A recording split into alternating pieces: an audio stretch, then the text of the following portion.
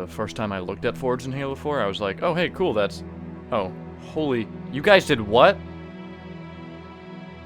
There were just way too many things we took out. You can't keep it all in your head at once. It was so beyond our production capability. We were just like, that's crazy, we can't do that. I couldn't stop the programmers who started removing features from Forge.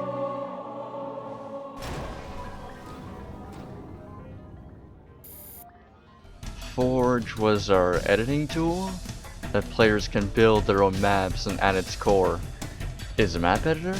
We always had this vision right from the get-go, which was no one can make anything. Stealing the tools from the fans that they can't take and run with it and make it their own. Forge World actually started as one huge map. I said, wouldn't it be cool if like you can play this and go over there and then load up a new map to build over there? And Forge World was destroyed. There were a lot of people telling us, no, you cannot do this to Forge World. We have this awesome new lighting system called probing that makes indoor objects really hard to see.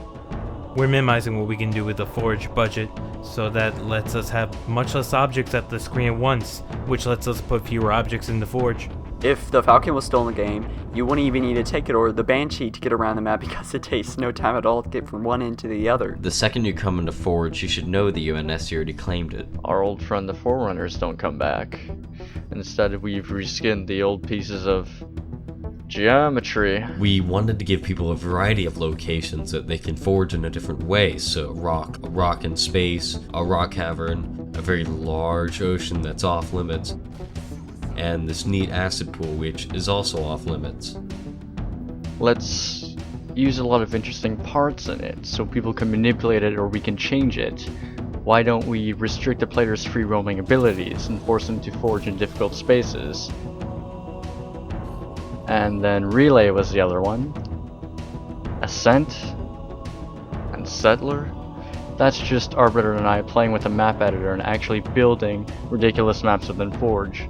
I mean, you're doing it exactly how the fans would. We definitely looked at what we did in Halo Reach and said, what can we remove from this? It's one thing to lose just a stunning amount of map spaces, but like, nobody was expecting useful editing tools, I don't think. Like, that was just a completely... Whoa. What? Infection game types? Yeah, those are everywhere.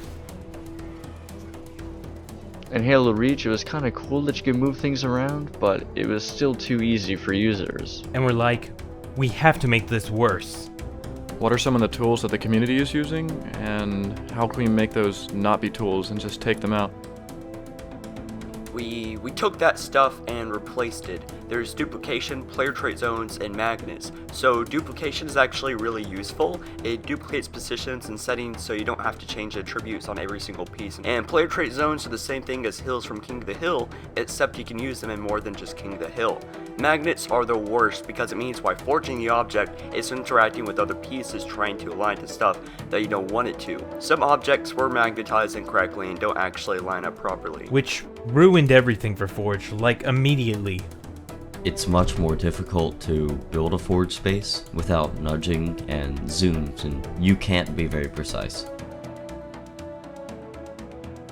The camera controls, it's actually very bad for object placement because like little touches on the stick actually translate into really sudden jumpy movements. And then we also took out the fine editing mode. You click the stick in and the camera no longer moves very slowly. You're now spending like 3 hours trying to get one block to line up with 3 other blocks. You can select individual objects and say, get rid of all the objects of this type. So if you're trying to get rid of all the spawn points on a map because you want to go and replace all the spawn points, you can do that.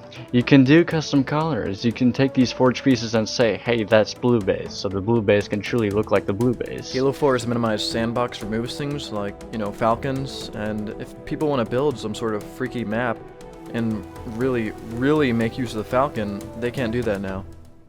Custom game options and Forge go together like peanut butter and mayonnaise. You're not able to play with game types that people had in Halo 3 or Reach. My favorite example is Flood, where the infected can't use weapons. I'm super excited to see how people will react when it goes out, because there's so much crazy stuff that we removed. It's amazing. We are shipping maps on the disc that we made in Forge ourselves, but the tools are no longer there. Even if you have the time and the talent, you can't make it.